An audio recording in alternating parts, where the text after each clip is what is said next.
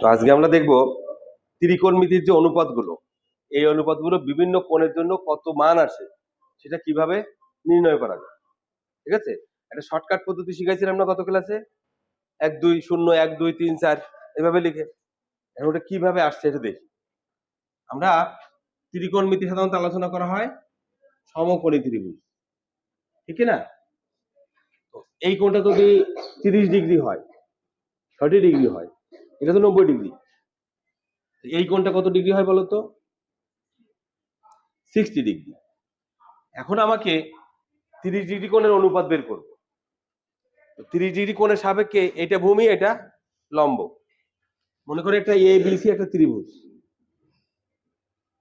ঠিক আছে? তো 30 ডিগ্রি কোণের অনুপাত কত আসে, বা সাইন 30 ডিগ্রি কত আসে, কস 30 ডিগ্রি কত আসে, এইগুলো কিভাবে নির্ণয় করা যায়? তো এইগুলো বের করতে গেলে আমার কি দরকার? মান জানা দরকার, তাই তো?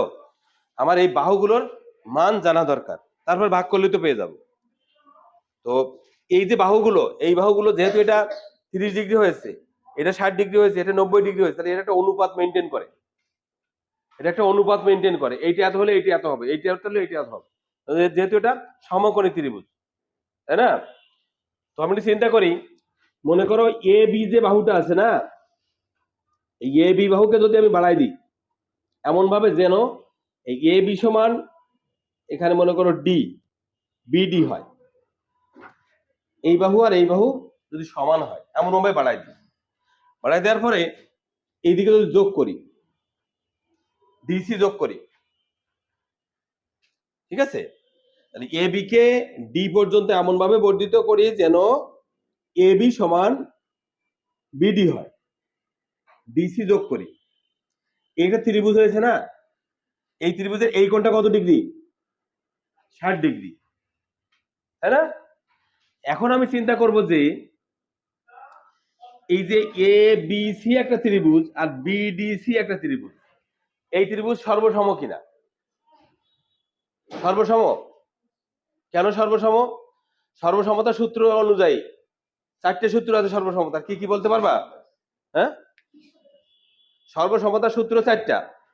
বাহু বাহু বাহু, বাহু কোণ বাহু, কোণ বাহু কোণ, আর অতিভুজের অতিভুজ এবং এক বাহু। সমকোণী ত্রিভুজের অতিভুজ এবং এক বাহু সমান হলে ত্রিভুজ দুটি সর্বসম। তো এখানে আমরা দুই বাহু এবং অন্তর্ভুক্ত কোণ সমান দেখাতে পারি কিভাবে? মনে করো এ বি সি একটা ত্রিভুজ, এর এ বি বাহু সমান বিডি বাহু অঙ্কন অনুসারে। তো এ বি বাহু সমান বিডি বাহু, কারণ কি? অঙ্কন অনুসারে।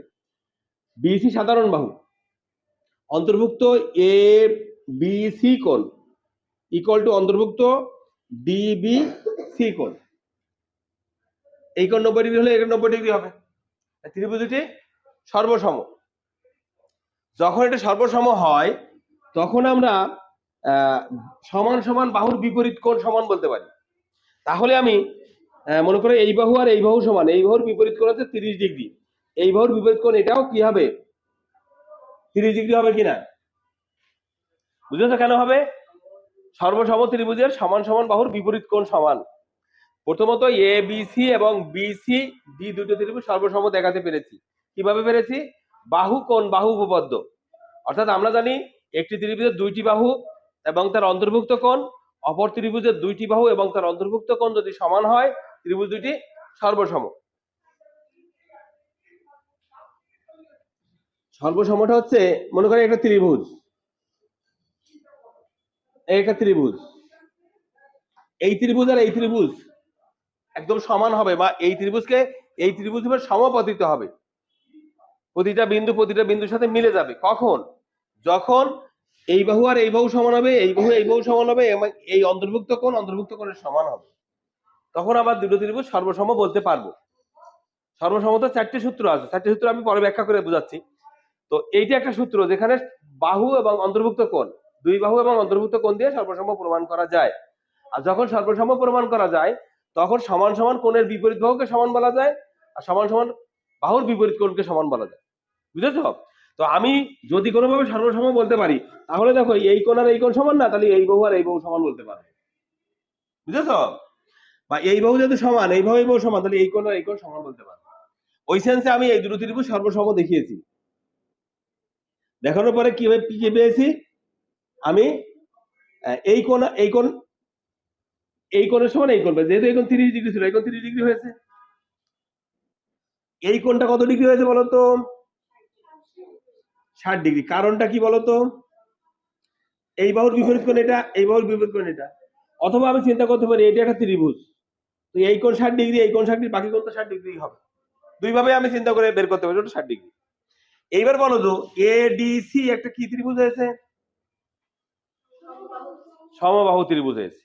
এবিসি একটা সমবাহু ত্রিভুজ হয়েছে। যখন এবিসি সমবাহু ত্রিভুজ হয়েছে তার মানে সবগুলো বাহু সমান হয়েছে। আমি যদি এই এ বির মান যদি এক্স ধরি, তাহলে এইটার মান কি হবে?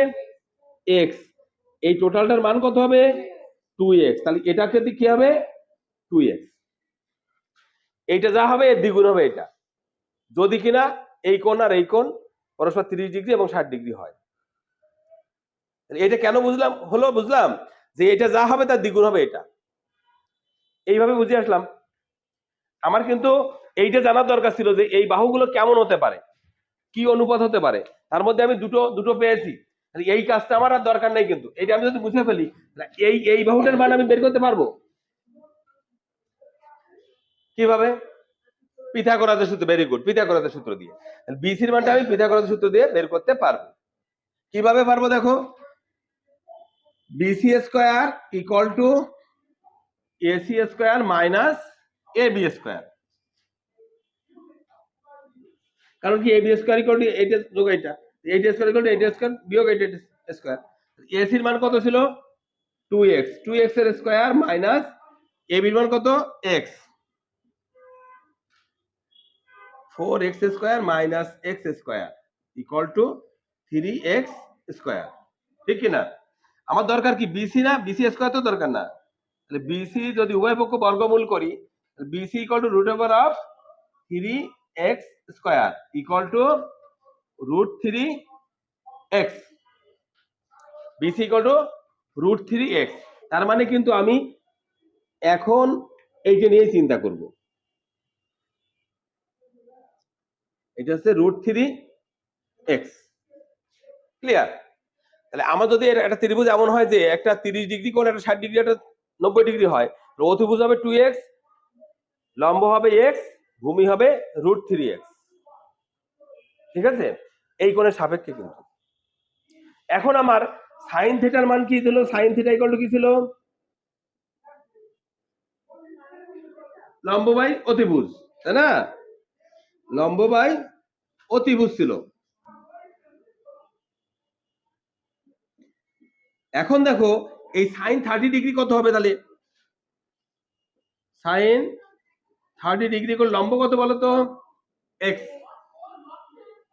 আর অতিভুজ কত? 2x। তাহলে কত হয়? x কেটে গেলে কত হয়? 1/2 আসছে। সাইন 30 ডিগ্রি 1/2 বলি না? কেন বলেছি বুঝতে পেরেছো এখন? বুঝেছো? এবার cos 30 ডিগ্রি কত বলেছিলে? রুট 3/2 বলেছিলে। তো ঠিক আছে, দেখো কিভাবে হলো। cos 30 ডিগ্রি ইকুয়াল টু ভূমি বাই অতিভুজ। ভূমি কোনটা ছিল? BC, BC by AC. তারপরে বিসি মানে কত? Root 3x by 2x। AC মানে 2x, এই x কেটে গেল, এই রুট 3/2। যে এই বাহুটা দ্বিগুণ, এটা বোঝানোর জন্য কিন্তু আমি ওই কাজটা করেছিলাম। আর এই দুটো পাওয়ার সাথে সাথে এটা পেয়ে গেছি। ওইটা ছিল আমার এক্সট্রা কাজ, যে আমি এই বাহুটাকে যদি কোনো একটা ধরতে পারি, এই বাহু সাপেক্ষে এই বাহুটা কত হবে বা এই বাহুটা কত হবে, সেটা বের করার জন্য ওই টেকনিকটা অ্যাপ্লাই করেছিলাম। ওটা সমবাহু ত্রিভুজে কনভার্ট করেছিলাম, তারপরে আমি এইভাবে আসছিলাম। কি বুঝতে পেরেছো? তাহলে এই দেখো cos 30, তাহলে এটা হলো। এখন এখান থেকে সবগুলো বের করতে পারবো।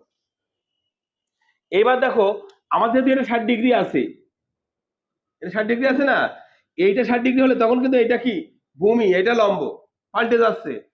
এখান দিয়েও কিন্তু আমি 60 ডিগ্রি কোনো অনুপাত গুলো বের করতে পারছি। কিভাবে পারছি? মনে করো cos 60 ডিগ্রি বা sin 60 ডিগ্রি হচ্ছে, ধরো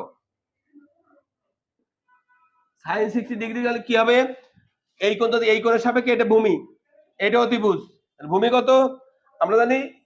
সরি লম্ব বাই অতিভুজ, লম্ব কত এটা, তাহলে এটা হবে লম্ব হবে তখন বিসি আর অতিভুজ এসি, বিসির মান কত √3x আর এসির মান কত 2x, তার মানে √3/2 sin 30 ডিগ্রি হলো √3/2 sin 60 degree, sorry sin 60 degree হচ্ছে √3/2।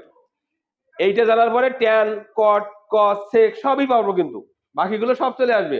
মেইন আছে সাইন আর কস বের করার পরে সাইনের বিপরীত হচ্ছে কোসেক, কজের বিপরীত সেক, বাকি ট্যান যখন বের করবো sine theta by cos theta দিলে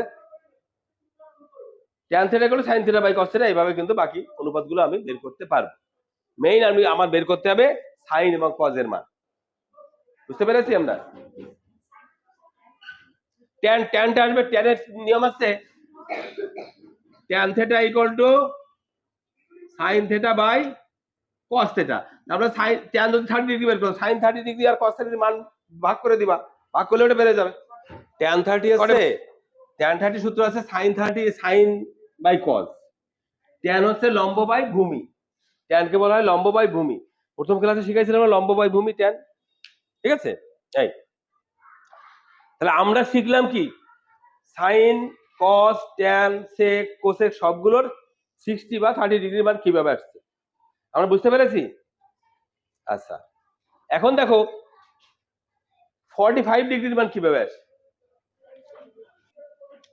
45 ডিগ্রি যখন হবে তখন কিন্তু ত্রিভুজটা এরকম হবে, সমদ্বিবাহু সমকোণী ত্রিভুজ, কারণ যখন কোণ দুটো সমান হবে বাহু দুটো সমান হবে। এটা 45 ডিগ্রি, এটাও 45 ডিগ্রি, ঠিক কিনা? সমদ্বিবাহু সমকোণী ত্রিভুজ হলে সেটা 45 ডিগ্রি হয় কোণ দুটো, আর একটা কোণ তো 90 ডিগ্রি, এটা ফিক্সড। হ্যাঁ আচ্ছা যদি এটা x হয় তাহলে এটা কত হবে x হবে, এইটা তখন কত হবে? তাহলে আমার মনে করো এ বি সি একটা ত্রিভুজ,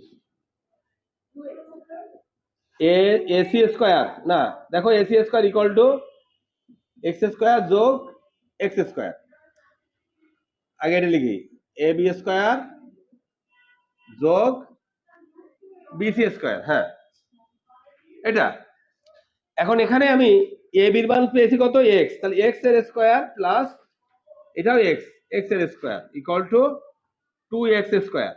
আমার দরকার কি এক্স এসি দরকার, √2x স্কয়ার, তার মানে √2x, এটা হবে √2x।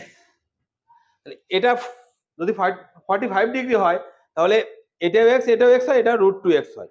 এখন দেখো সেই সাইন 30 ডিগ্রি যদি বের করো, সাইন 45 ডিগ্রি বের করো, সাইন 45 ডিগ্রি মানে কোনটা কোনটা আসবে বলো তো?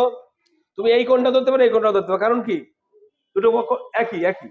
তো এইটা এটা 45 ধরো, তাহলে ভূমি কোনটা, ওই উচ্চতা কোনটা, লম্ব, তাহলে x বাই √2x, তার মানে x x কেটে গেল, থাকলো 1/√2। সাইন 45 ডিগ্রি 1/√2 আসছিল কিনা? cos 45 ডিগ্রি কত আসবে? একই তো, কিন্তু এটা মান একই কিন্তু ইয়া আলাদা। দেখো x x কেটে গেল 1/√2, এই বুঝতে পেরেছো? তাহলে আমরা শিখলাম কি 30 60 এবং 45 ডিগ্রি কোণের অনুপাত কিভাবে নির্ণয় করা যায়। cos 45 একই, কারণে তো ভূমি আর উচ্চতা তো 22 ভার্সা হয়ে গেছে। হ্যাঁ সাইনের মান উল্টে দিলে কোসেক হয়, আর কজের মান উল্টে দিলে সেক হয়, আর ট্যান হচ্ছে sine theta by cos theta, আর ট্যান পেলে কট হচ্ছে 1/tan থিটা, বা উল্টাই দিলে পাওয়া যাবে। এই 6টা অনুপাত ইজিলি পাওয়া যাবে এইভাবে। এখন আমরা